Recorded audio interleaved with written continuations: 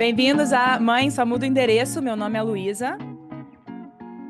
Oi, eu sou a Samara. Hoje a gente tem duas convidadas juntinhas aqui com a gente, que é a Júlia e a Mariana. Elas estão aqui para contar a história incrível delas. Elas são uma família homoafetiva que fizeram inseminação artificial, dupla amamentação e tem gêmeos. Gente, isso aqui é tudo, todos os possíveis variantes, as possíveis variantes numa coisa só. Com essas é check, check, check. Vem cá, quero saber tudo de vocês. Se apresentem, por favor, Júlia e Mari. Bom, posso começar. Eu sou a Mari, tenho 42 anos, sou casada com a Júlia, temos dois filhotes, coisa mais delícia, Estela e Gabriel, de 7 anos. A gente se mudou de São Paulo para Los Angeles em 2020, no meio da pandemia, e estamos nessa aqui, vivendo carreira, crescendo na carreira, cuidando de duas crianças, sendo imigrantes. Muito fácil, tudo muito simples. Bom estar aqui e trocar ideia com vocês. Eu sou a Júlia, e a Mari já me apresentou em boa parte. É, e estamos aí nessa aventura da maternidade, de todas as outras coisas, da vida corporativa. É, e é isso aí, bom, super feliz em estar falando com vocês. Obrigada Nossa, por olha, eu aceitar tinha o até convite. esquecido dessa parte, gente. Como é que eu não comentei que vocês são imigrantes da por cima, com filhos fora do Brasil, sem nada, assim, esqueci da parte São extra. vários temas recorrentes. E queria dizer que é uma coisa rara no nosso podcast que só estamos em 2 fuso horários e não 3. Ei! Cara, incrível. Você vê que Vem somos. cá, vamos começar pelo começo. A gente queria saber primeiro como é que vocês decidiram ter filhos. Foi uma decisão fácil? Ou era muito óbvio pra vocês? Ou alguma de vocês duas falou primeiro sobre o tema? Como é que vocês chegaram nisso? Tá, amor. É para eu falar? Começa. Ih, caramba, isso tem tanto tempo. Porque a gente também já está casada há 15 anos. Eu acho que quando a gente começou a namorar, lá em muitos anos atrás, eu ficava meio na dúvida, assim, como é que ia ser e tal. Mas logo depois que a nossa vida começou a dar uma engatada, acho que a gente não teve mais dúvida, a gente queria ter filho, a gente se via, é, levando uma galera aí pro mundo. Eu queria ter 6 filhos, na verdade, a Mariana nunca concordou com essa ideia. Eu sempre sonhei com aquela imagem da mãe pata e seus patinhos andando atrás, assim. Mas eu tô feliz que ela não embarcou nessa, porque, pelo amor de Deus. Dá muito. Então, eu lembro que eu não era tão certa assim, eu pensava, mas não tinha tanta convicção. Mas acho que quando você conhece alguém, né, que você ama e que também tem essa ideia, sei lá, foi crescendo dentro de mim e escalou rápido.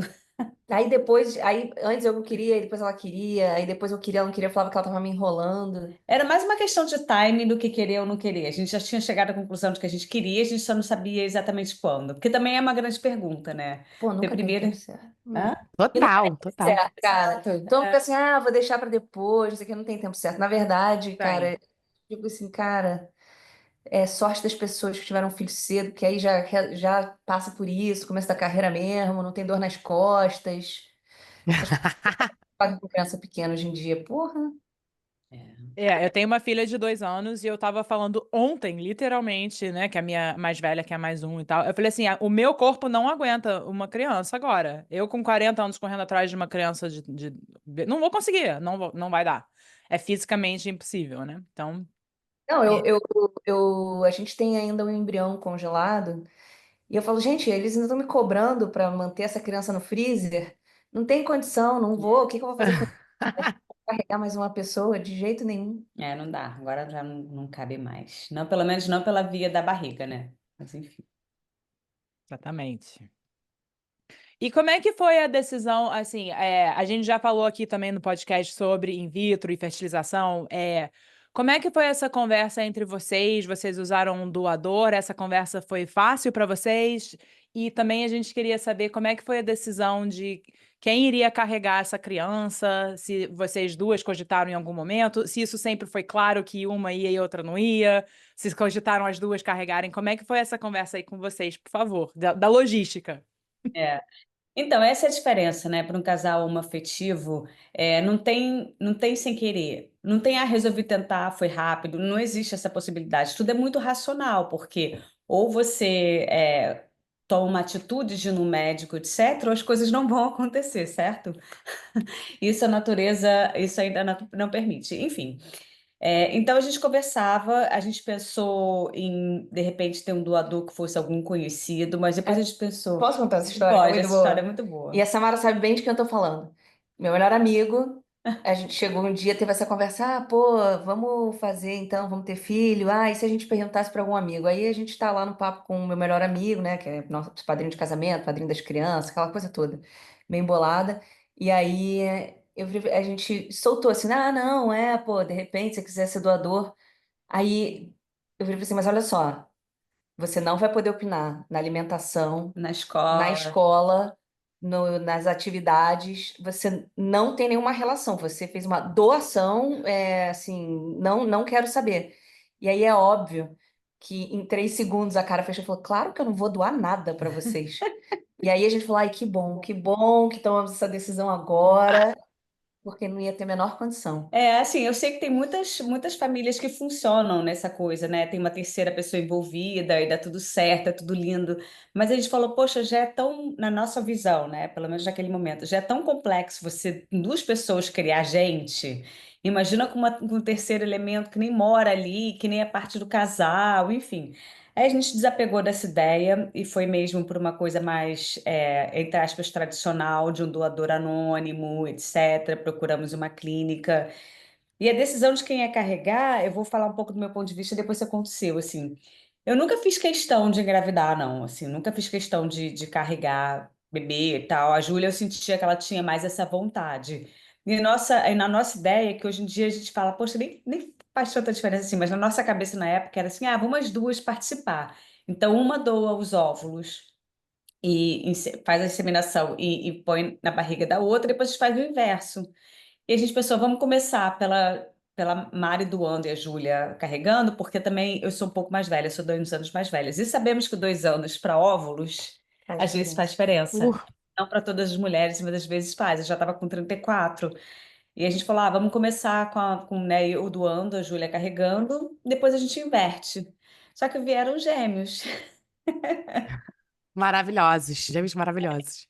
E a gente viu também que no fim das contas, essa história, assim, não sei se você se concorda, mas assim, não faz diferença, é tudo filho. Se fosse via adoção, sabe assim, a gente ia amar igual, se é bem na barriga, quem carregou, assim. Hoje em dia a gente vê que foi uma decisão de quem não tinha filho e estava pensando, né? Mas Total. hoje em dia a gente vê que não faz diferença, assim, né? Não sei se você Pô, concorda. concordo 100%. É. Eu acho que a gente perdeu tanto tempo da nossa vida à toa pensando nessas Pensando, coisas. estruturando, sabe? É, Racionalizando.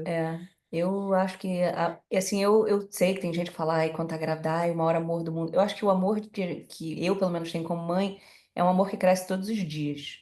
Não é nato, assim. Não olhei pra eles na hora que nasceu e falei, meu Deus, que amor, que coisa Saiu de incrível, mim. saiu de mim nada. Pô, é um pedacinho de carne que chora, que não faz nada, que depende. No nosso caso, eles nasceram prematuros, então ainda teve aquele lance de hospital, mó perrengue.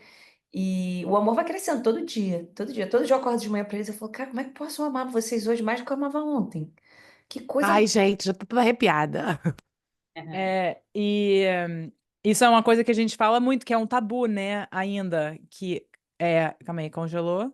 Acho que a Samara congelou. Ah, tá Pô, bom, eu não sabia se vocês tinham Eu congelado tô também. congelada, a minha cara tá congelada, mas vocês estão pelo me menos ele tá ouvindo? congelada sorrindo. Olha que Não coisa tá. É, linda. Olha, querido. Mas vocês estão me ouvindo? sim, Ah, super. Ah, tá desliga a bom. câmera e liga de novo. Tá bom, vocês estão me ouvindo, tá bom. Mas esse é um tabuzinho, né? Essa coisa do amor que não é imediato, mas a gente fala disso muito aqui. E é uma experiência universal, assim, a gente precisa falar mais sobre isso, né? Porque Cara, é uma experiência universal, assim, quer dizer, devem ter os gatos pingados que na hora que engravida já, mas pra mim foi assim, pra Samara também foi assim, Zero vai, romantismo. Nasceu a vai criança e eu falei: que é crescendo. isso? O que eu faço agora com esse negócio, gente? Não tenho a menor ideia do que fazer com isso. Eu chorei no hospital porque eu não sabia segurar meu bebê, sabe? Pô, cara, Clássico. e a gente tem raiva de filho também. E é normal ter raiva. Porra, você tá sendo privado das suas liberdades individuais, entendeu? E ainda mais a gente tem vários amigos que não têm filhos. Tem dias que você fala, pô, eu queria tanto estar naquela festa, ou cara, eu não queria ficar aqui, eu queria curtir a vida. E, pô, você tem filhos, são outras coisas, são outras alegrias. Tem É. coisas que você não É. experimenta se você não tem filhos. Então, É. assim, o que Verdade. você tá mais na onda de viver, né? Assim. E, cara, eu também acho que ter filho, o desejo de ter filho é a coisa mais instinto primitivo que você pode ter. Porque pessoas inteligentes, racionais, não têm filho. Não faz sentido nenhum ter filho. Você gasta o seu dinheiro, a sua saúde, o seu tempo. Mais gente para gastar coisa no planeta, sabe Cara, assim? é Pois assim, é. um ato de vaidade irracional. É só isso que explica a maternidade, a paternidade. É, eu acho que tem uma coisa do instinto, não o instinto materno, tá, gente? Não tô falando desse instinto materno, ele não existe. Eu tô falando assim, tem alguma coisa dentro dos humanos que fazem a gente querer reproduzir, Vaidade. entendeu? Porque assim, se você parar para pensar racionalmente, Eu acho que é vaidade. Eu acho que isso é um ato de vaidade, um ato eu egoísta, assim, porque é você querendo levar alguma coisa que você acha que você tem de bom pro outro, entendeu? Quando você toma uma decisão de ter filho, tem gente que engravida sem querer e aí não rolou. É, mas eu acho que quando você vai lá na clínica, faz um nenenzinho, nananã, pô, é vaidade. É você achar que você tem alguma coisa legal para passar pra frente no mundo. É, É mas verdade. eu tô amando que vocês estão falando isso, porque eu tô trabalhando num projeto que é exatamente sobre isso e essa vontade, e a gente questionando justamente essa vontade. Então, o Zeitgeist está a nosso favor. Tô adorando não, isso. bom. É, e É, vou te falar que eu passei também. Vocês estão falando desse negócio que eu já comentei aqui alguma vez, mas eu tive que fazer a inseminação. Inseminação não cheguei a fazer, na verdade, né? Mas tentei fazer fertilização in vitro para o meu segundo filho. E eu lembro que em algum momento que ficou aquela de se eu vou fazer, né? Como é que vai ser todo esse processo? Se eu vou pegar um óvulo, se eu não vou pegar um óvulo. E aí eu falei pro meu marido, falei, olha, também eu adotaria diretamente, né? Sempre quis adotar. E ele falava que ele não queria adotar porque ele queria um bebê dele. E eu falava, não, mas o bebê vai ser seu. Mas ele precisava, não, ele precisava ter um bebê dele, entendeu?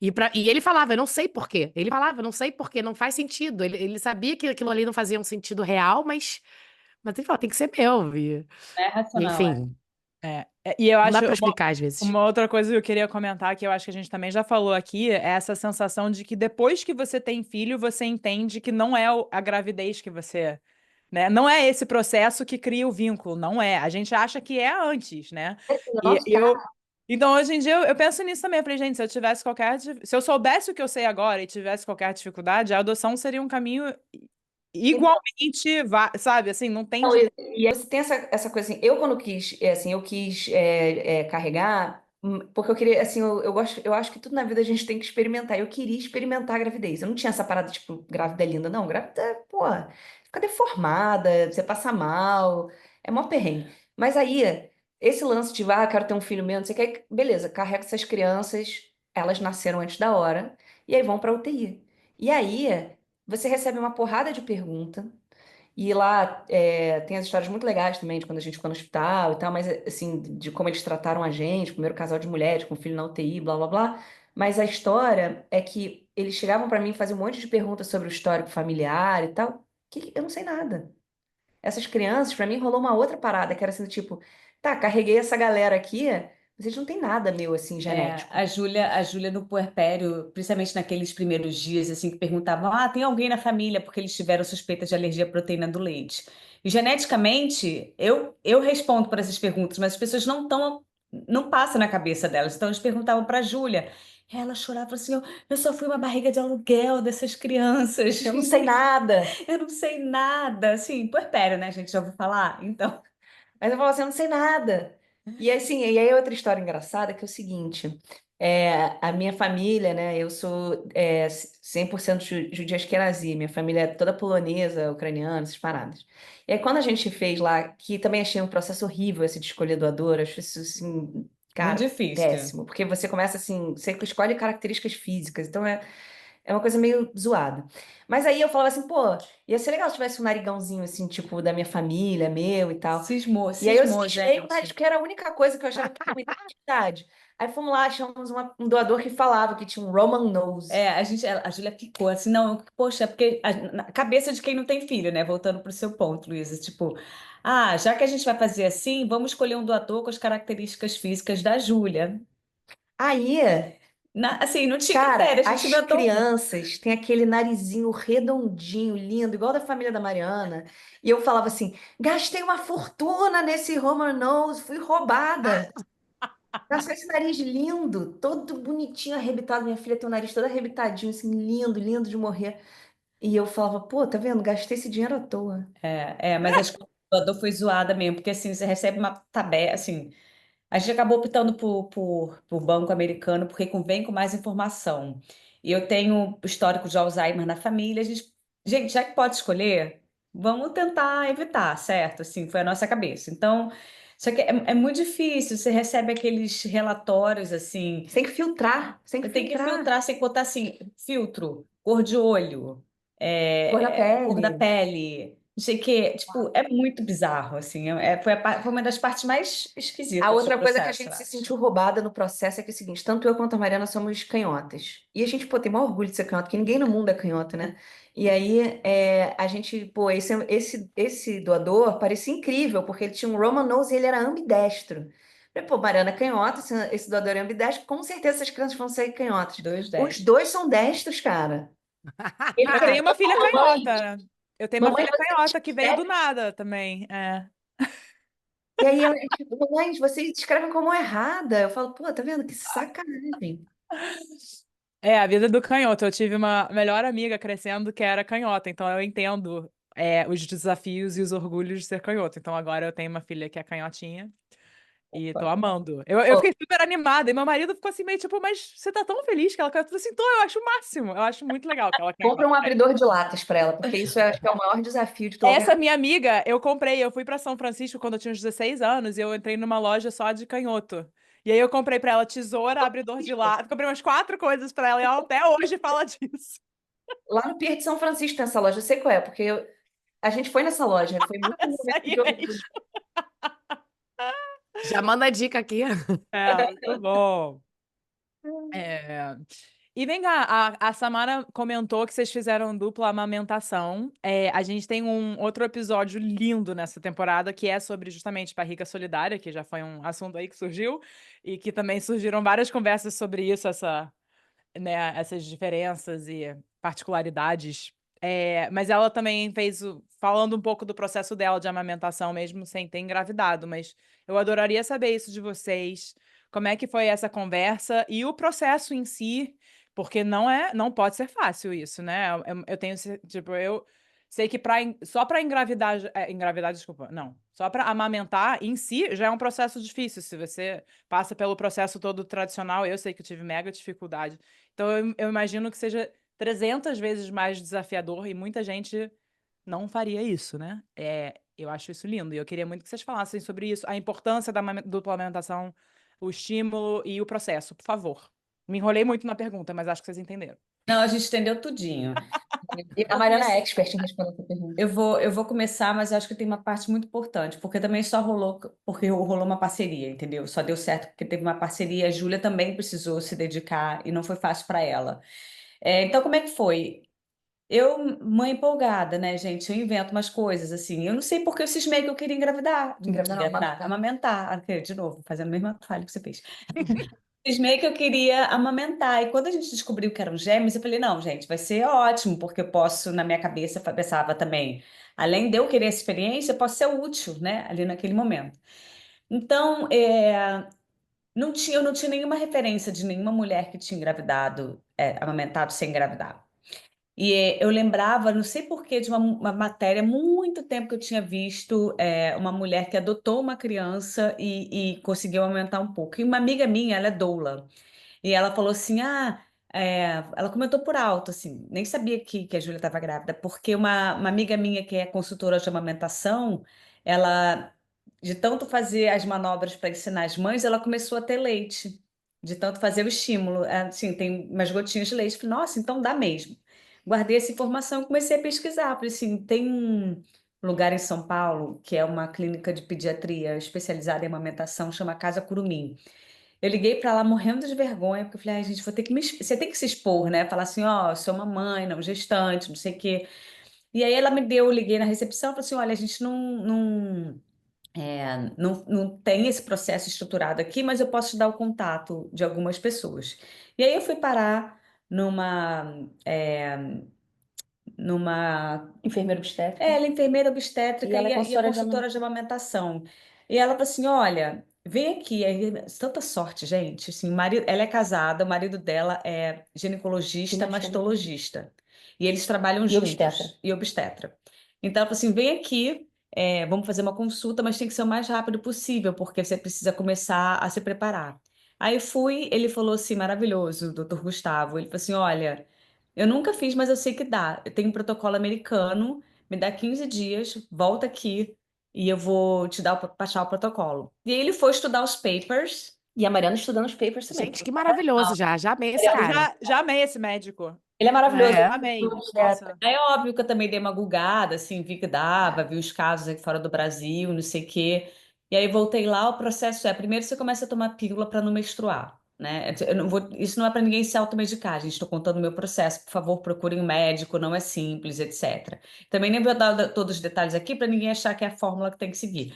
O disclaimer é importante, verdade. O É, aviso é importante porque não é o que funciona pra todo mundo, é o que funcionou pra você, no seu caso, avaliado pelo seu médico, né?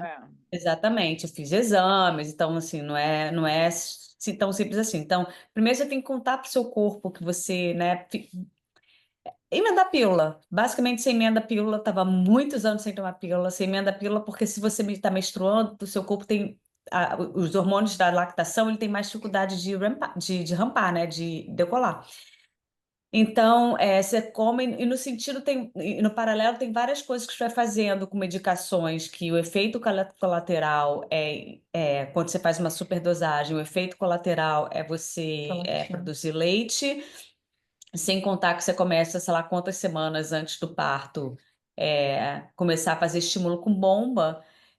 E assim, como se fosse um recém-nascido, né? Eu começava 2 vezes por dia, depois você tem que fazer de 3 em 3 horas para emular um recém-nascido mamando. Não consegui chegar até o fim do processo porque as crianças nasceram um Peraí, pouco só um antes. parênteses, só uma coisa importante, né? Agora imagina, você está trabalhando, primeiro, você já está no seu ambiente de trabalho, porque eu acho que isso, assim, É. exige uma persistência, essa é uma coisa uma das várias características que eu admiro na Mariana, é uma enorme persistência, porque você imagina, no Brasil, a gente na época morava no Brasil, num mercado profissional, corporativo, um pouco. Trabalhava em agência de publicidade, facinho, E facinho. aí, assim, você tem aquelas 1000 reuniões e você tem que. Então, você não. Ninguém vê que você tá grávida, porque você não tá com uma barriga, apesar de você estar grávida. A gente sempre diz que a gente engravidou.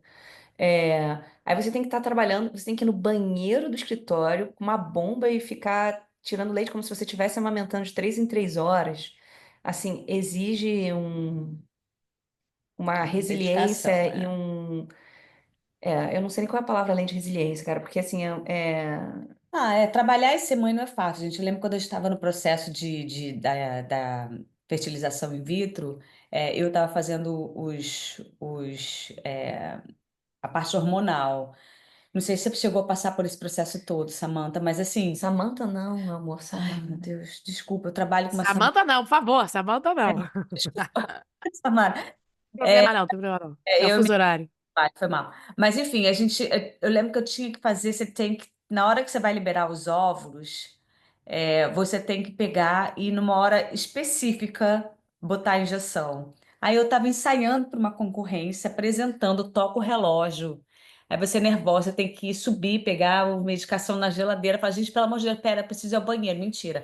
Aí você sobe, ninguém tem esse banheiro ali do lado, você sobe, pega o que você quer contar para ninguém dar a injeção.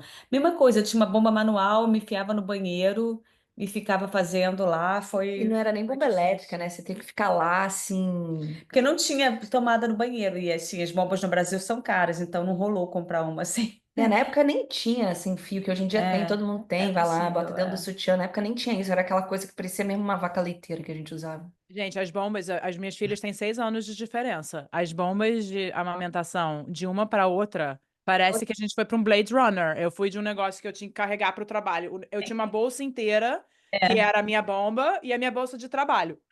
Mas você A sabe minha por quê? segunda filha era um pod USB, que cabia no meu bolso. Porque, sabe o que que é isso? As mulheres estão conquistando seus espaços no mercado de trabalho, e aí elas inventam Ih, coisas. Samara sumiu. Ah, Oh, tá voltou. aí. E aí elas inventam coisas que são úteis para mulher, porque Pra só homem ela. inventa coisa daquele jeito, né? Assim, eu sempre digo, toda vez que eu vejo uma coisa feminina que é bizarra, assim, eu falo, cara, foi um homem que Foi o inventou homem isso. que O inventou. homem não entende como é que se usa. É. Né? Enfim, as crianças nasceram prematuras. Eu não consegui terminar o processo. E aí existe uma coisa chamada para mãe que tem filho prematuro, banco de leite, né? Que a mãe vai lá, que assim, quando a criança nasce muito prematura, ela não consegue ter a peguinha, o boquinho ainda é muito pequena, não consegue ter a pega do peito, também não consegue mamar, porque quando, as crianças nasceram com 33 semanas. E a maturidade neurológica para a criança aprender a sugar é com 34 semanas. Então, eles precisaram fazer fisioterapia. A gente aprende tudo nessa vida, até mamar. É, então, enquanto isso, a criança não pode ir pro peito. Então, a gente tinha que tirar leite. Aí conta essa história, que é muito Não, legal também. aí a gente chegou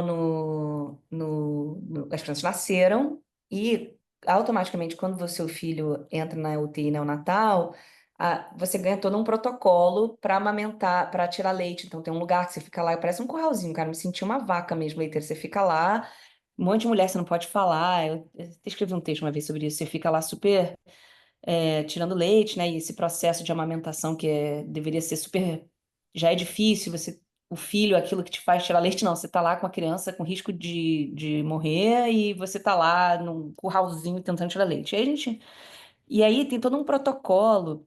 E aí a gente chegou lá e falou, cara, tem duas mães. O que que a gente faz agora? Assim, não, não pode. Nunca veio aqui duas mães das mesmas crianças. A gente não tem um protocolo, porque você tem que ter porque tem que ter, então, teste de tuberculose, teste de sei lá o quê, teste não sei o quê. E aí a gerente, a gestora, não sei qual o cargo da pessoa, no banco de leite do hospital, virou e falou assim: não, não tem como. E aí a gente nem soube disso na hora. Depois a gente foi saber. Aí o doutor Gustavo contou pra gente depois, o ATM, a pediatra das crianças, Tinha. que o chefe da UTI neonatal chegou lá no banco de leite, virou para essa pessoa que gerenciava e falou assim: olha só, elas são as primeiras, mas com certeza não serão as últimas que vão passar por isso. Se a gente não tem um protocolo, a gente tem que inventar um agora. Então vai lá, o que que você precisa? Um teste de tuberculose, um teste de sei lá o É. quê? Pede lá o que que essa outra mãe precisa E e tem várias coisas também do tipo, porque ó, todo mundo sabe, os leites são diferentes. Então, você aí precisa entender se algum leite está causando alguma alergia. alergia, né? Então, também tinha os horários. Como é que você reveza o leite das mães de um jeito que você possa acompanhar certas coisas? Porque, assim, tem a história da amamentação cruzada, que, né, é um grande mito, etc. Mas nesse caso, obviamente, não é uma amamentação Ah, cruzada, né? Ainda tem isso e também. ainda tem aquela história da pega, tem aquela história do neném vai confundir o bico, não sei o quê. É igual a história assim, assim, acho que mamadeira é uma outra história, porque é uma outra dinâmica de mamar e é uma outra polêmica que a gente não precisa entrar. Mas ficava assim, não, mas como é que vai ser? Não vai pegar o peito, porque Eu aí. tenho o peito grande e o bico lisinho, assim, rentinho. A Júlia tem o peito menor e um bico mais, um mamilo mais protuberante. Então são dois peitos completamente diferentes. E aí as pessoas ficavam assim, não, mas não vai dar certo isso. A gente fala, gente, a humanidade está aí, e aí essa coisa de amamentação cruzada, como é que pode? Vai mamar o leite de quem? A criança não vai gostar do leite. Eu falei, gente, a gente nem sabe, deixa rolar. Enfim, deu tudo certo. Eles inventaram um protocolo. É, eu lembro que quando depois as crianças tiveram alta do hospital, a enfermeira-chefe do lactário, né, do banco de leite, veio abraçar a gente e falava, Todo vai mundo um chorando, eu dia. chorei, ela chorou, a Júlia Um chorando. dia eu vou escrever um livro e vocês vão ter um capítulo, porque esse aqui vocês não sabem como é que foi aqui no, atrás das cortinas, né? Por trás do pano. E foi super legal. E aí teve o lance que a gente teve um privilégio que outros hospitais, amigas nossas não tiveram, que em todos os lugares eles riscavam onde tinha mãe e pai, eram duas mães, nunca teve uma pergunta de, sabe, não pode, só a mãe.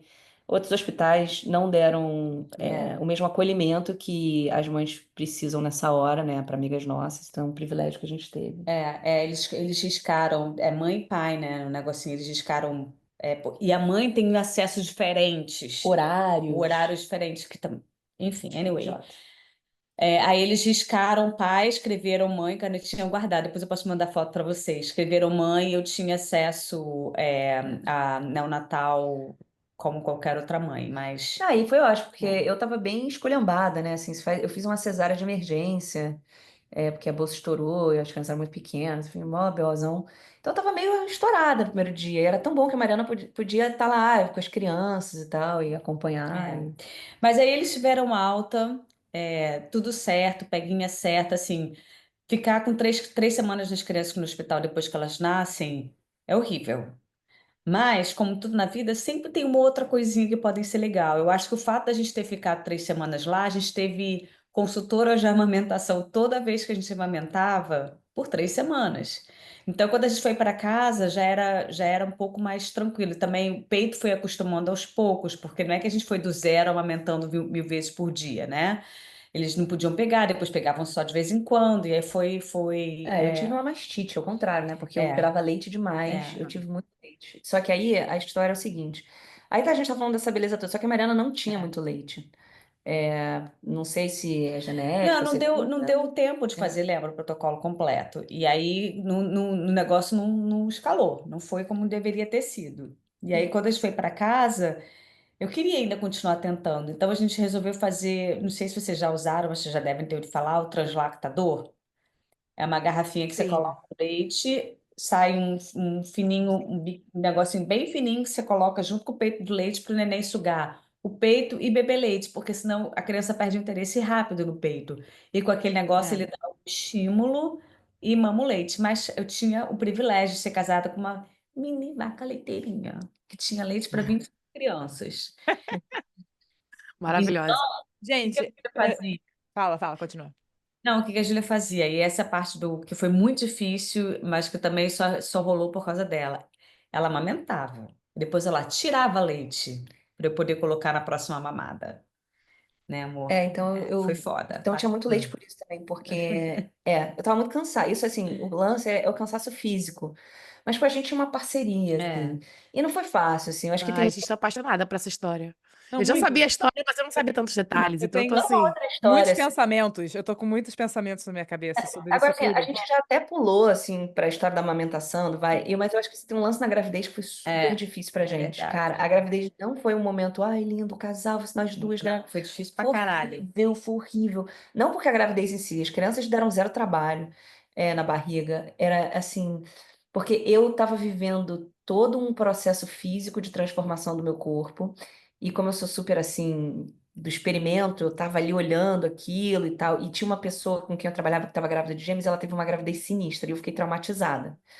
E aí eu sofrendo fisicamente. E eu não queria ler, eu não queria ouvir falar de nada teórico sobre gravidez, porque eu sou super assim do experimento. Então eu não queria ouvir, eu não queria ouvir nenhuma tese, nenhuma nada. E a Mariana, porque estava grávida mentalmente, né? Ela tinha que se racionalizar sobre isso o dia inteiro. Ela estava muito envolvida em ler, em entender.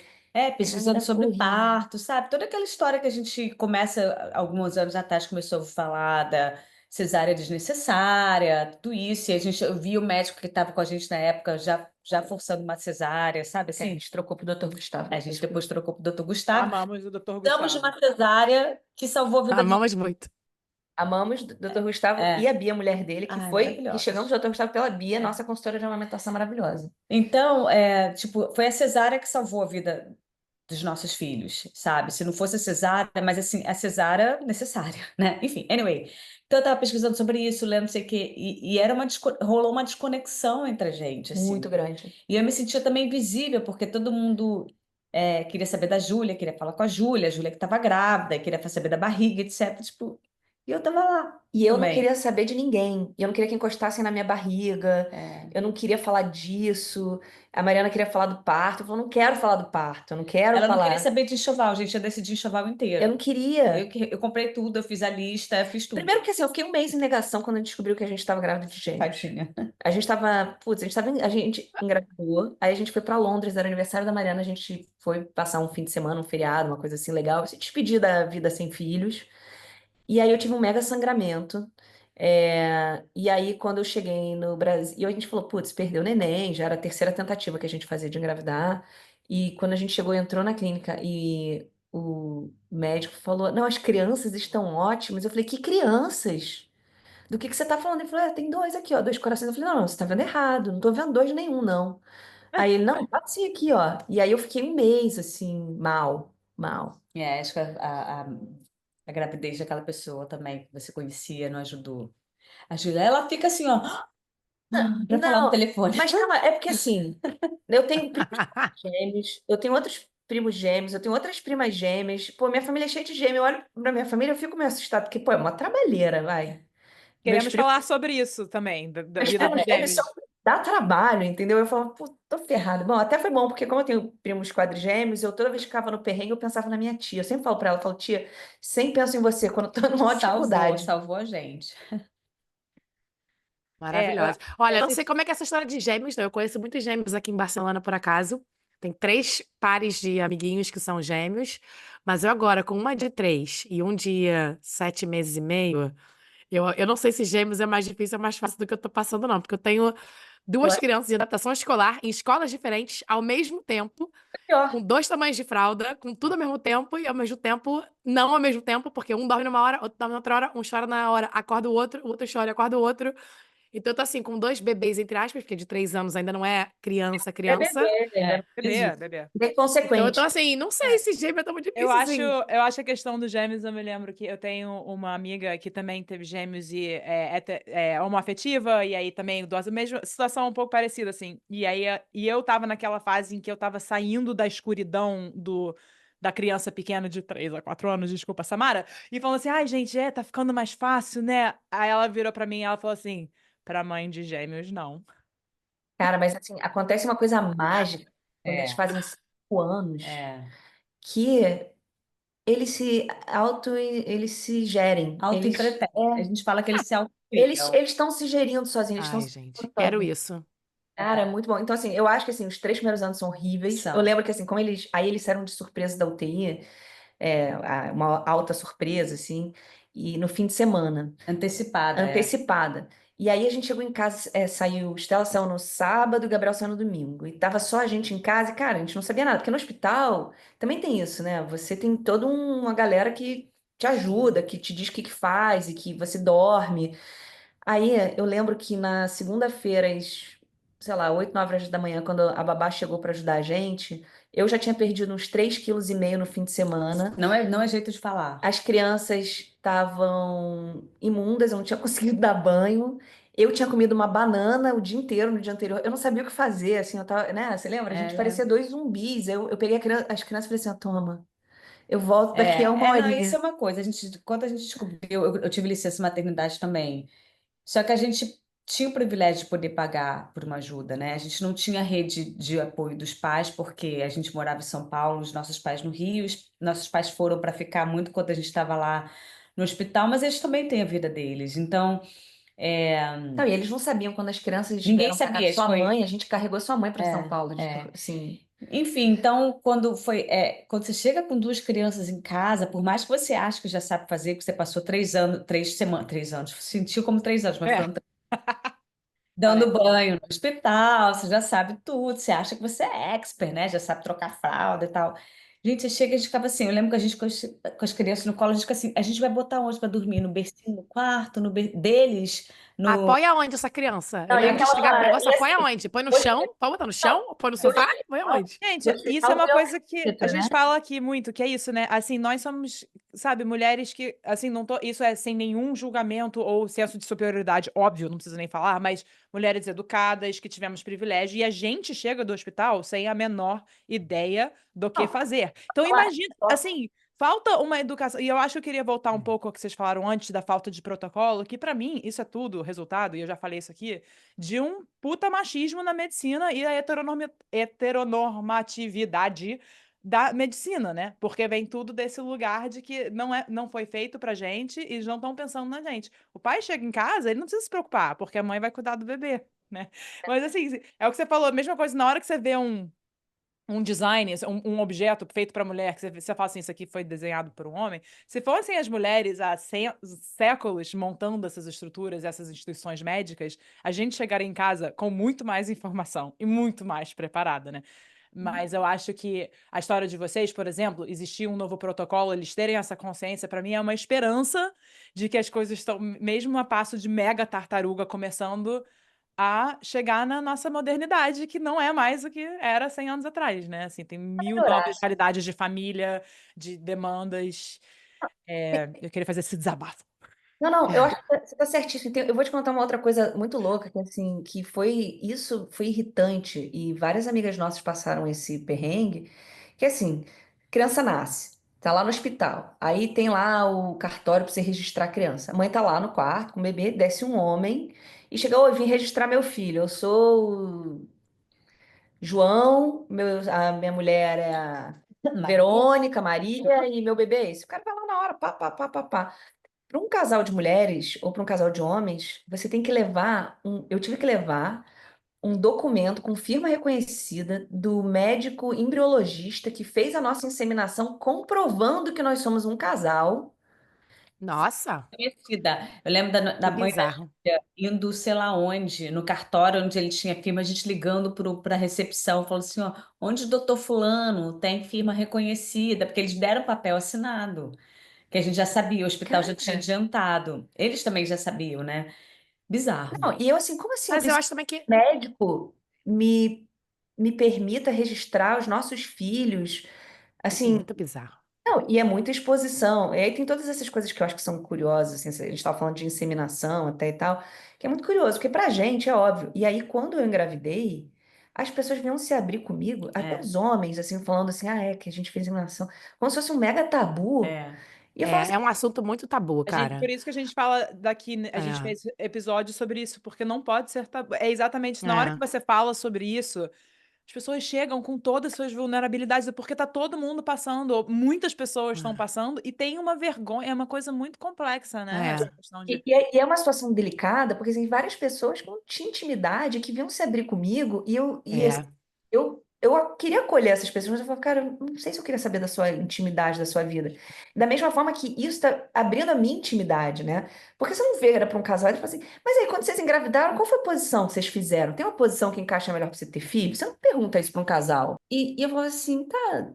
E beleza, eu falo numa boa, hoje em dia eu não tenho nada com isso, mas era muito curioso, porque as pessoas já chegavam, elas tinham muitas perguntas, e no começo eu ficava irritada. Depois eu falava assim, cara, tá todo mundo curioso, as pessoas querem saber, e eu acho que o nosso papel é É. educar e falar sobre isso. Tanto que isso era um grande debate, a gente um grupo de dupla maternidade, e muitas mulheres se sentiam muito ofendidas com essas perguntas de quem doou, de quem é o óvulo, de quem... E eu entendo, porque assim, ninguém pergunta esse tipo de coisa para outras pessoas, mas assim, eu também falo, depois de um tempo eu falo assim, cara, nosso papel é educar. É. As pessoas perguntam é, Entendo. genuinamente. Acho que existem vários tipos de perguntas. Existem perguntas e perguntas. Tem é, pergunta que vem de um lugar Concordo. de julgamento e você sabe pelo Ah, tom, pelo tom. você sabe pelo jeito que é. está falando. E tem pergunta que vem de um desconhecido. Me ajuda a entender. E tá É. tudo bem. Assim, Ah, e outra coisa, eu acho assim também, essas pessoas vão conseguir essa informação em algum lugar, em algum momento. Então, é, talvez é melhor que sejam vocês, que são pessoas esclarecidas e que podem passar essa informação de uma forma educativa e bem passada, do que pegar essa informação de outra pessoa que tenha preconceito, que ouviu uma tia da prima, não sei quem, e contar de uma forma tosca ou de uma forma preconceituosa, entendeu? Também eu acho que quando vem me perguntar coisas, eu também falo. Eu vou falar sobre o aborto, eu vou falar sobre fertilização in vitro, porque eu sei que eu vou falar de uma maneira que eu não vou falar de forma preconceituosa. Se eu deixar para outra pessoa falar, de repente outra pessoa vai falar de uma forma que não vai ajudar, né? Não vai ajudar a disseminar o conteúdo de uma forma educativa Acho e que outras para romper pessoas. os tabus que existem. Exato, e de outras pessoas. E aí é engraçado na vida, porque aí o tempo vai passando, né? Uma história que aconteceu esse ano muito engraçada. Meu irmão veio aqui, ele trouxe o jogo do mico. Vocês lembram que a gente jogava mico quando a gente era criança? Ah, irado! Nossa, memória tipo, Só que aí é muito engraçado. compra, as crianças amam, Mas gente. aí foi muito engraçado, porque meu irmão chegou aqui, a gente começou a jogar o mico e de repente, né, assim, e o meu irmão, um cara bem mais tradicional, né, assim, mais Faria Limer. E aí a gente tá jogando mico, de repente ele fecha a cara assim, ele fica assim, ele olha pra mim e fala assim, desculpa, desculpa. Aí eu falei, o que que foi ele? Só tem casal de macho e fêmea nesse jogo. Só tem casal de macho e fêmea. Eu falei, Michel, tá tudo bem. Na sala das crianças, até tem outros casais de mães, mas tem muitos casais É. de pai e mãe. Tem crianças que só tem a mãe, que só tem o pai. A gente educa as crianças, eles sabem que no mundo, eles sabem que eu tenho um pai e uma mãe. Tá tudo bem. A gente não quer que eles também só achem Não, que vão mas eu ser acho das mães. interessante também que ele se dando Mas conta foi da muito legal. heteronormatividade que veio do joguinho infantil e ele ficando assim, poxa, pensando, desculpa, dei para uma família homoafetiva um joguinho que é 100% Eu achei o heteronormativo. máximo. Achei muito, muito legal. Muito bom. muito, Mas tem duas muito. coisas que eu queria falar, gente. Eu sei que a gente não tem muito tempo, mas tem dois assuntos que eu acho muito interessantes, se vocês me permitirem. Por favor. Um é um pouco Claro. de tarefas versus heteronormatividade, que a gente estava começando a falar no início, antes de começar a gravar aqui. E o segundo é sobre as duas experiências que a gente teve como família homoafetiva, uma em São Paulo e a outra em Los Angeles, na Califórnia, né? E a diferença dessas duas coisas. Você falou, na escola das crianças tem outras Sim. mães. Mas começando um pouco dessa história da heteronormatividade, assim, por mais que a gente esteja vivendo um momento de uma grande transição, o mundo é ainda dividido entre tarefas de homens e tarefas de mulher. Tipo, hoje de manhã eu acordei com o meu Instagram bombando do cara lá, que eu não vou nem citar o nome, falando Lugar do Deus CEO. me livre, uma CEO mulher, né? Porque o lugar de mulher é na casa, tipo, a energia feminina de criar um lar, tipo. Eu acho que a energia da casa feminina é maravilhosa. Mas não é só. E tem uma coisa muito peculiar nossa, porque somos duas mulheres executivas, né, trabalhando no mercado, as duas em marketing, em posições de liderança, que demandam muito, num lugar onde a gente não tem nem rede de apoio de família, a rede paga é muito cara, você sabe disso, não? A gente tem a sorte. Sei. Mas enfim. Então, acho que tem uma coisa muito interessante no jeito que a gente foi acomodando as nossas funções. Porque, primeiro, eu diria que se não é 50-50, está muito perto disso. É, como eu me sinto absolutamente confortável, por exemplo, eu acabei de vir de uma viagem de 2 semanas a trabalho na Ásia. De nada.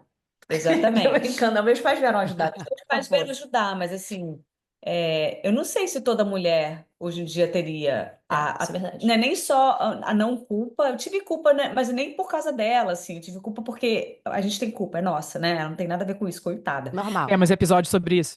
É, a culpa veio porque tá entranhada na gente, mas assim, poder ir sabendo que os meus filhos estão 100% cuidados com a outra, no caso, a outra mãe, mas podia ser o pai, assim, é uma tranquilidade, gente, e é isso, assim, a gente, realmente, a Júlia cozinha, eu faço a lavanderia, e aí a gente se divide, uma dá jantar, a outra ajuda, dá aquele apoiozinho no dever de casa, que já chegamos nessa fase, então, assim, Odeio o dever de casa. e aí, assim, Odeio. Eu sou mega anti-dever de casa, tá? mas agora eu tô Eu vou ser sendo ativista. Vem pra Europa, mais gente. A Espanha não tem dever Eu de casa, sou, não. Vem pra eu sou cá. super contra o dever de casa, mas como o casamento também é uma negociação, eu estou fazendo. Assim como eu cedi ao Papai Noel, que eu sou super contra, porque eu acho que um homem velho branco que vem dar um presente depois que eu trabalhei o ano inteiro, igual um troço.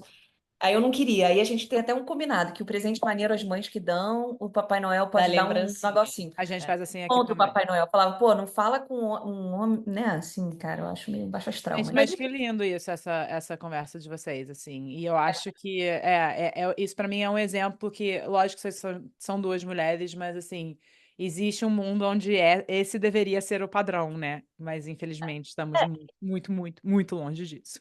E antes, quando eu estava no meu trabalho, eu também viajava muito. E a Mariana que segurava as pontas. Eu também tive que fazer 2 semanas de viagem para longe. E, pô, Mariana também. E eu ficava preocupada. Eu acordava de noite e falava: eles estão, tá tudo bem aí? Eles estão. Nanã", e claro que estão. Claro que estão. Tanto que dessa vez eu falava, a Mariana falava: mas Julia, Mariana nem me pergunta, vai curtir a vida, porque eles estão ótimos. E tem um lance assim: às vezes, eu vou ser sincera, eu falo assim: putz. Deve até ser bom, às vezes, ter um casamento heteronormativo, porque aí provavelmente o pai bota pra dormir todos os dias, eu não tenho que ir lá botar pra dormir, porque eu já fiz o almoço da escola. Não, porque aqui a gente divide. Tem coisas que só eu faço, que é comida, porque eu gosto de cozinhar. A Mariana cuida da lavanderia, porque ela diz que eu dobro muito mal roupa. É, há controvérsias, eles estavam direito. Temos Mas, debates parecidos aqui, na minha casa bem heteronormativa. mas assim, dormir todo dia, a gente se reveza quem bota pra dormir. Porque assim, a gente não tem ajuda nenhuma. Então, assim, a gente leva para a escola, a gente busca da escola. Aqui nos Estados Unidos, eles não comem a comida da escola, a gente manda almoço, manda lanchinho. É tudo com a gente, né? Desde que a gente se mudou, eles tinham 2 anos e pouco quando a gente se mudou. E aí, todo dia, uma bota para dormir. A gente se reveza. E é legal, porque é esse momentinho com eles. E a gente brinca, porque minha filha, ela é super carente. E ela fica o tempo todo assim: quero mamãe, quero mamãe. Não importa qual é a mamãe, mas quero mamãe. Eu acho bonitinho isso, porque às vezes eles falam, quando eles querem uma mãe, eles falam mamãe Mari, mamãe Júlia, eles chamam a gente assim. Ah. Quando qualquer mãe serve, eles só precisam de ajuda, eles falam assim, mamãe, é a primeira que for, tá. Não, aí a Estela fica assim: quero Que mamãe. prático! Não, aí a Estela fica assim: quero mamãe, quero uma mãe. Aí eu falava, cara, Estela, você tem duas mães, não é suficiente? Aí ela olha e fala assim, não, Quero abraço de mamãe. quero abraço de mãe. Aí ela vem, se agarra no meio da gente, eu falo, meu Deus, mas você é mimada mesmo, você tem duas mães e não é suficiente. Ela, não, não. Gente. Isso é muito Mas bom. olha só, eu vou te falar que essas divisões de vocês, como a Luísa falou, também tem bastante, assim, eu tenho a sorte de de viver um relacionamento bem dividido, bem equilibrado, né? Mas hoje meu marido estava me contando que ele foi levar minha filha na escola e ela dando tchau pra ele, chorando, porque ela tá em adaptação ainda, aquele processo. E ela gritava, falando, mamãe, mamãe. E ele, pô, mas era o papai, sabe? Mas E você ela sabe, gritando mamãe pra ele, assim, já, eu tipo. acho que também, essa conversa que a gente está tendo aqui, todo mundo aqui mora na gringa. Porque se essa conversa estivesse no Brasil, ia ser muito diferente. Porque tem a É. Júlia. Ah, com certeza. Sim, a gente fala disso muito aqui, gente. A gente abre, Com assim, certeza. é por causa de um problema muito ruim e negativo estrutural do Brasil, mas o fato é que você tem uma outra experiência de maternidade quando você é classe média alta no Brasil. Esse é um fato. E, né, até em termos de carreira, assim, porque eu acho que todo mundo aqui trabalha e todo mundo aqui, pelo que eu estou entendendo, o trabalho é muito importante e é parte da nossa identidade. Então, você abrir mão disso. Eu passei por isso também, porque a rede de apoio aqui é muito cara. Meus últimos 2 anos eu tava 85% full time com a minha pequena. Quase enlouquecia. Quase enlouqueci, porque não é a minha identidade. Minha identidade é. Isso é a parte da minha identidade, né? Mas tomou conta, assim. E não é por causa do meu marido é mega parceiro, só que a gente tava nessa situação hiper heteronormativa sem querer, porque ele tava trabalhando muito, eu trabalho com cinema e a indústria tá num momento bem difícil. E a gente ficou assim, agora as coisas estão equilibrando de novo, mas é muito difícil você sair desse ciclo quando você entra, né? E assim, Eu acho que assim, só uma. desculpa, não é. Fala, fala. Eu sei que a gente está na reta final, assim, eu gosto muito de cozinhar, sempre gostei. E aí, beleza, as crianças nasceram, eu tinha que. Voltei ao trabalho, depois de licença maternidade, Mariana também estava trabalhando, e aí a gente teve. E em São Paulo é aquela coisa, assim, você sai de casa às 7h30 da manhã, você chega às 9 da noite. E isso me deixava muito mal, porque a gente tinha um staff, né? Eu deixava as crianças na escola e eu só via elas de pijama, porque eu fazia questão de chegar em casa correndo. Então eu chegava antes, chegava umas 7h30. Para botar elas na cama, elas já estavam de banho tomado, de pijama, segurando uma mamadeira, ou esperando o peito, no começo esperando o peito, e depois, quando cresceram a mamadeira. E eu falava assim, cara, eu não botei filho no mundo para não ver meus filhos. Então, quando a gente veio morar nos É. Estados Unidos, óbvio, foi uma oportunidade maneira de trabalho aqui, mas foi muito assim, eu falava assim, cara, eu quero cuidar dos meus filhos. Eu chorava que eu falava, lembra? Eles nunca comem a minha É. comida. Ah, eu quero que eles comam a minha comida. Agora eu queria que eles comessem um pouquinho menos a minha comida, porque eu tenho que cozinhar todo dia. Mas assim, era uma coisa que eu sentia falta. E aqui eu me sinto participando. E aqui nos Estados Unidos, os nossos amigos homens também participam muito mais da vida dos Muito filhos. mais. Aqui é nosso grupo É. de amigos, e porque acho que a gente é esse tipo de gente. Não tem essa coisa, ah, a mãe faz isso, o pai faz aquilo, que todo mundo faz tudo. E é um pouco diferente. Eu vou te falar que a Luísa estava comentando também isso de trabalhar e tal. Quando a Morena nasceu, primeiras férias escolares, que ela era muito pequena ainda e não tinha babá, não tinha nada, quem ficou em casa foi meu marido, não fui eu. Na época, meu marido é autônomo, então era muito mais fácil ele abrir mão de trabalhar um período. Então, ele trabalhou, ele parou de trabalhar esses 2 meses de verão e ele que ficou integralmente, né? Todo dia pro parquinho com a Morena. E eu fui trabalhando.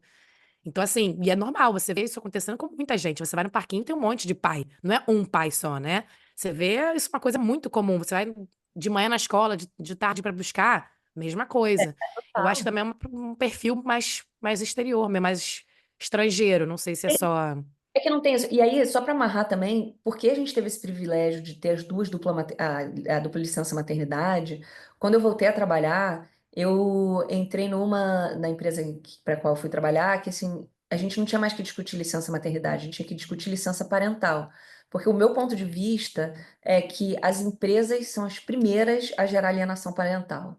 Porque na hora que ela leva um homem de volta para o escritório, 5 dias úteis depois 5 dias corridos depois que nasceu uma criança, ou 21 dias, a empresa não está permitindo que o pai crie vínculos com essa Eu criança. acho E que aí nem é empresa, é óbvio, governo ainda, peraí, né? e aí é óbvio que na hora que a criança chora, ela quer a mãe, porque o pai não estava lá, porque o pai estava trabalhando. Então, assim, hoje eu falo assim, cara, não é licença maternidade, é licença parental. Os pais têm que ficar em casa, porque é. E aí, alguém no meu trabalho falava, mas se isso for opcional, os pais não vão querer tirar. Eu falava, não tem que ser opcional, tem que ser obrigatória. Obrigatório. Mas aqui na Espanha já tá igualitário. Tá exatamente o mesmo número de dias para a mãe e para o pai. A Escandinávia também. Exatamente o mesmo, tá? Não é nem um minuto a mais, nem um minuto a menos. E o que fazem aqui, o que é legal, é que você pode dividir essa licença. Então, faz muito isso de a mãe fica o primeiro bloco de tempo, porque é o mais importante para o bebê, aí o pai é obrigado a tirar das 16 semanas, acho que são obrigados a tirar 6 semanas os dois juntos. Então, primeiro mês, mais ou menos, um mês e pouquinho de vida do bebê, estão os dois integralmente em casa, e depois você pode conjugar, porque você pode também deixar a mãe em casa e depois o pai fica sozinho. Então, assim, a maioria dos meus amigos faz isso aqui. Que é a mãe tira o primeiro bloco dessa primeira de 0 a 4 meses, que é o mais dureza de amamentação e de realmente do bebê precisar mais, talvez, da mãe, no geral, né? E o pai pega depois um pouco mais adiante e fica sozinho também. Eu acho que é uma questão realmente que a Mari falou, é de governo também. O governo tem que fazer pressão e as Sim, sim. famílias têm que querer também, porque não adianta pegar os dias pra ir de férias por aí, né? Jogar futebol com a galera. Mas É. assim, eu acho que é o governo, mas assim, porque tem que ser uma política pública, mas as empresas também têm que. É porque eu acho que empresas hoje em dia têm um papel político tão importante, né? Mas Mas tem enfim. Concordo. gente pequena, né? Tá trabalhando em empresa pequena, enfim. É. Gente, maravilhoso. Bom, a gente está chegando ao fim, passou muito rápido. Mas a gente está Muitos chegando ao temas, fim. muitas coisas, Muitos muitas temas. perguntas. Pois é. Mas a gente gosta de encerrar o nosso podcast sempre com um causo da semana, alguma historinha engraçada. Não precisa ser da semana, semana de uma forma abstrata, que aconteceu com os filhos, alguma coisa engraçada, ou o que você quer contar? Eu posso começar porque rolou ontem, enquanto vocês vão pensando aí. Ontem eu tava só com a minha menorzinha de 2,5, que a minha mais velha tava lá nos seus esportes americanos competitivos. Aí eu falei, vamos. Aí eu quis ser mãe lúdica, né? Falei, vamos ficar lá fora no jardim, vamos ficar vendo as plantinhas. E ela amou. Aí ela tava assim, aí daqui a pouco a minha filha é gigante, né? Ela tem 2 anos e meio, mas ela tem tamanho de 4 e pouco. Então ela é tipo, vai andando assim, muito bom. Aí ela vê uma abelha no chão. A abelha já devia estar malzinha, coitada. Aí ela, mamãe, tudo em inglês, né? Porque eu tento, mas. Ela, olha, look, a bee. Eu falei, ai, que lindo, Olivia, uma abelha. Aí ela, hi, bee, my name is Olivia. Gente, eu achei a coisa mais linda do mundo. Ela se apresentou Maravilhosa. pra abelha. A minha gigante gentil. Eu fiquei ficar emocionada. Enfim, eu queria contar isso que eu achei muito fofo. Coisa gostosa. E vocês têm algum Muito caso bem. que vocês queiram Cara, mas contar? fala aí, conta aí algum caos da Morena, sei lá, que a gente tá Ó, pensando aqui. chegou aqui agora, aqui, ó. Acabou de Morena! aparecer Morena aqui. sempre faz uma participação Oi, especial. filha. A Morena sempre chega no final. Gente, eu Tudo amo bem, esse meu amor? filho dela, coisa mais linda, É muito gente. fofo. Peraí, meu amor, desce aqui. Um caos da Morena? Cara, eu tenho um caos, na verdade, mas não é nem engraçado. Eu tenho um caos, na verdade, que eu me senti muito. Posso fazer um caos triste? Eu nunca fiz um Pode. caos triste. Triste meu, tá? Minha autoculpa, mãe pensando nas coisas. Que, cara, minha filha acordou um dia essa semana e ela tá nessa questão da adaptação escolar que tá sendo difícil. E ela chegou de manhã cedo, assim, de manhã cedo, chorando muito. Aí eu, cara, o que tá acontecendo, sabe? Mas chorando muito, muito, muito, né, meu amor? E aí ela começou a chorar e gritando. Aí eu falei, Morena, não dá pra gente começar o dia assim, né? Não dá, assim, não dá. A gente tem que sentar, tomar um café da manhã. E eu achando que era fome, tá? Porque ela tem uns. Ela é essa das pessoas que tem esses acessos de fome que ficam loucas. Minha filha Eu falei, você tem que sentar pra comer, você tem que aceitar o café da manhã. Eu já te dei 5 opções, você não come. Já tava pé da vida, né? Tipo, pelo amor de Deus, come alguma coisa. E ela chorando, chorando sem parar. Eu falei, tá doendo alguma coisa? Aí ela, tá doendo daqui. Eu falei, mas tá doendo muito? Porque esse choro é doendo de ir pro hospital, sabe? Porque ela tava realmente louca. Cara, aí passou um tempo, ela não se acalmava, não se acalmava, não queria nem comer. E eu assim, começou a entrar aquela coisa, cara, acho que ela não tá fingindo, acho que ela não tá só com fome, sabe? E aí tive que levar ela no hospital, coitada, ela tava dura, assim, nem mexia o pescoço. Ela tava com Oh, contratura muscular e eu, mãe culpada, fiquei o dia inteiro mal, pensando, caraca, eu demorei pra sair de casa, pra levar ela logo no médico, porque eu achei que era fome, porque eu achei que era mãe, porque eu achei que era não sei o quê. Então, momento, história triste de mãe Mas culpada.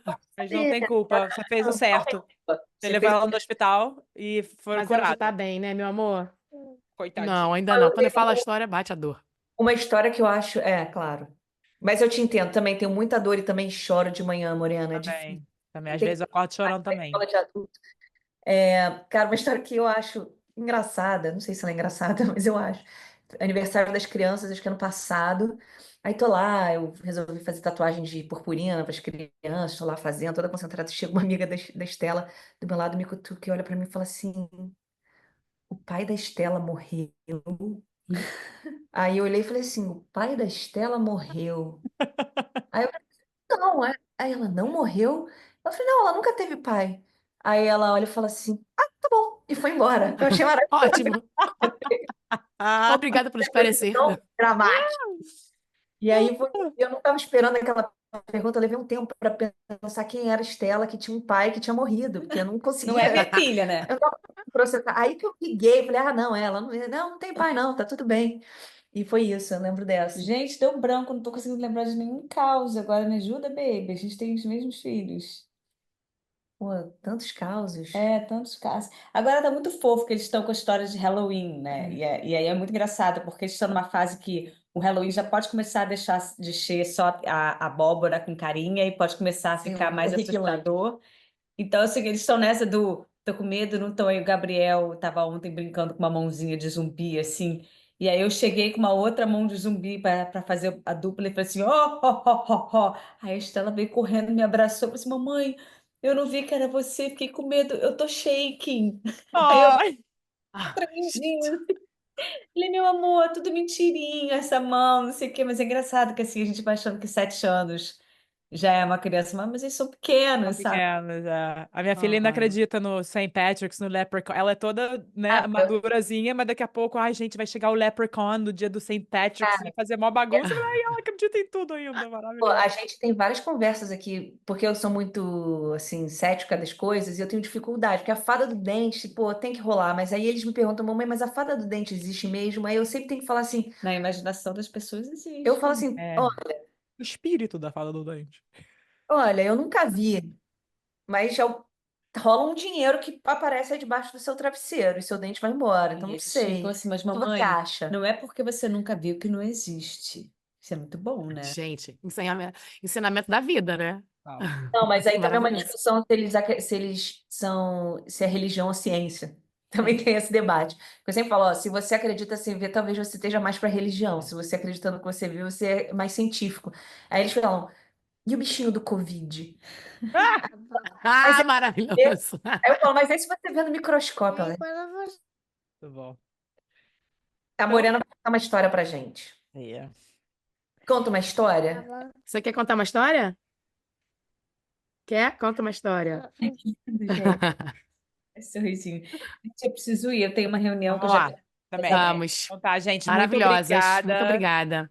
Obrigada aí por mais um episódio de Mãe Só Muda o Endereço e até a próxima. Até a Até. próxima. Obrigadão, Beijo. Obrigada, Beijo. maravilhosas. Vamos lá, então. Se quiser, a gente está aí para outro assunto também.